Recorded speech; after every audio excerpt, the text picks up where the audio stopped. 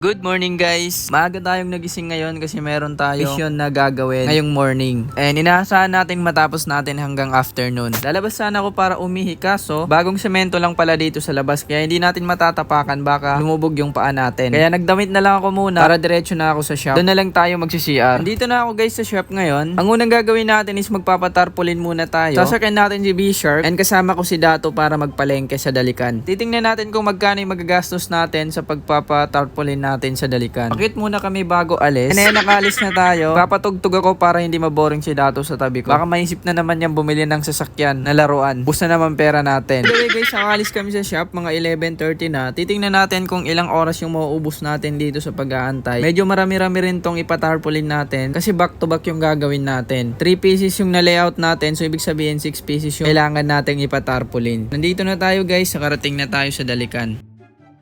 Guys, dito na tayo ngayon sa palengke ng Dato Udin Sinswat, Dalikan. And maghanap tayo dito kung saan tayo pwede magpatarpaulin. Dito guys, nagpatarpaulin nung last. Kaya dito rin tayo ulit pupunta.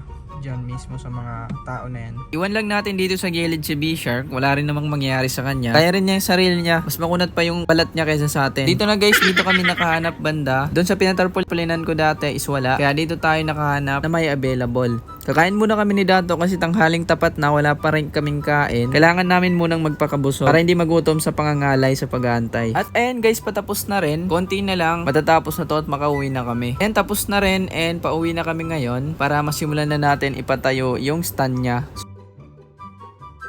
Pauwi na kami. Sa wakas natapos din. Humabot tayo ng 2 oras doon or mag-3 oras na.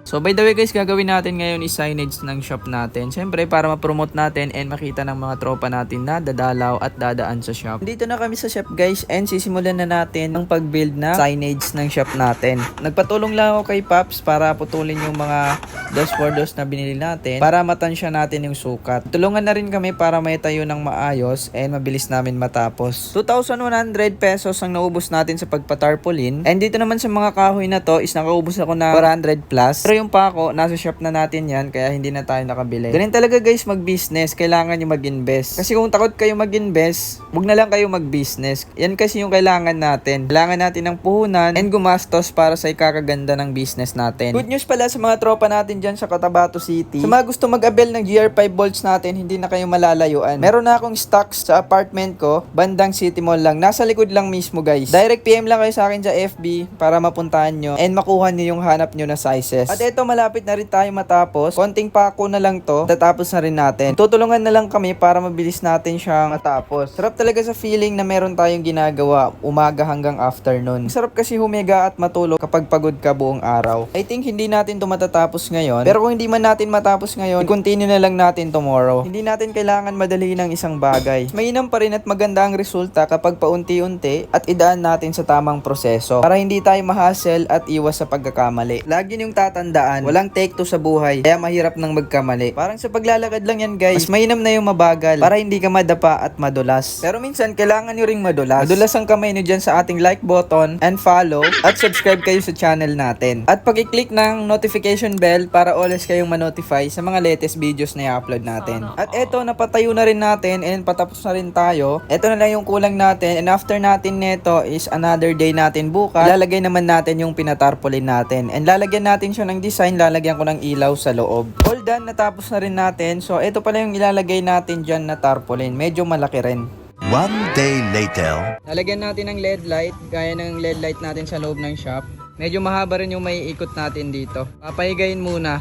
Pinagtulungan na namin idikit ang LED light para mabilis natin makabit. Ilagay natin sa gitna para kalat yung ilaw kapag nalagay na natin yung tarpaulin. Kailangan matibay yung pagkalagay natin dito para hindi magalaw. Mahirap na kapag nalaglag, mahirap natin ididikit ulit kasi nasa loob siya ng tarpaulin magkabilaan. Tinulungan ko na sila para hindi kami abutin ng gabi kasi malapit na rin maggabi. Mga 4 PM na kasi ako nakadating sa shop. Kataya guys, gapasa ng bato. Bali pa nagkawan to saksak. Bumili na rin ako sa City Hardware kanina ng mahabang extension wire. Kailangan natin kasi to. Kailangan natin ng mahaba para umabot hanggang sa gilid ng kalsada. Hinto ka di pagwasuloy maga. Kaya nasa pap sa raugas.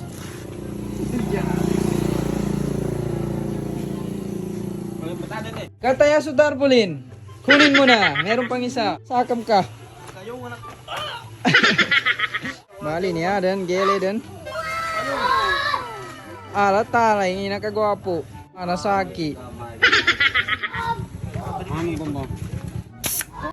Okay, pagkayo mo na dyan, Pops.